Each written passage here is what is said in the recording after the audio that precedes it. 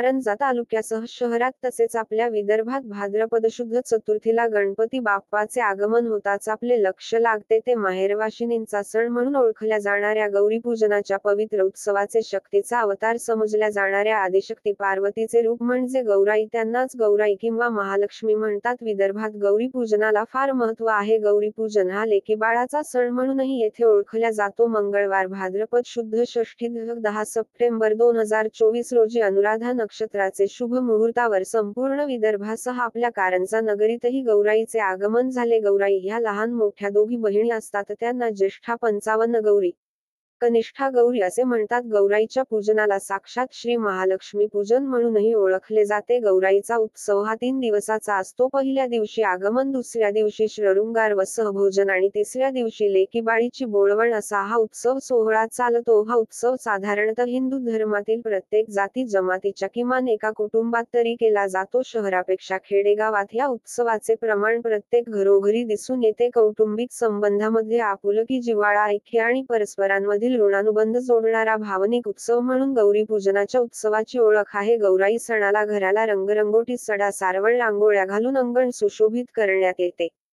घराला रंगीबेरंगी प्रकाशमाळा लावतात. पहिल्या दिवशी शालू पैठणी नेसून सोन्या चांदी हिरे मोत्यांचे अलंकार घालून गौरी आवाहनाला गौराई येतात. त्या दिवशी सर्वत्र आनंद आणि उत्साहाचे वातावरण दिसून येते. दुसऱ्या दिवशी सकाळपासून महिला मंडळीमध्ये सगळीकडे गौराईच्या स्वागत समारंभ, महाआरती आणि पाहुचाराच्या जेवणावळीची लगबग दिसून येते. सर्वात शेवटी घरचे कुटुंबातील सदस्य भोजन करतात. तिसऱ्या दिवशी सकाळी देवीला गाठी पाडण्याचा, गुढी पाहण्याचा समारंभ असतो. या दिवशी गौराईची पाठवणी करावयाची असल्याने गौराईला पक्वान्न व मिष्टान शिदोरी दिली जाते. 2-2.5 दिवस मुक्कामी असलेल्या गौराईला निरोप देताना घरातील महिला मंडळीसह पुरुषही भावनिक झालेले दिसतात. त्यानंतर गौराईला सुख समृद्धीचे वरदान मागून पुढील वर्षी लवकर या म्हणून निरोप दिला जातो. कारंजा तालुक्यात व शहरात ठिकठिकाणी महालक्ष्मी आई गौराईच्या आगमनाचे टिपलेले काही दृश्य पाहूया. कारंजा अस्मिता न्यूज करिता महेंद्र गुप्ता, मुख्य संपादक कारंजा लाड.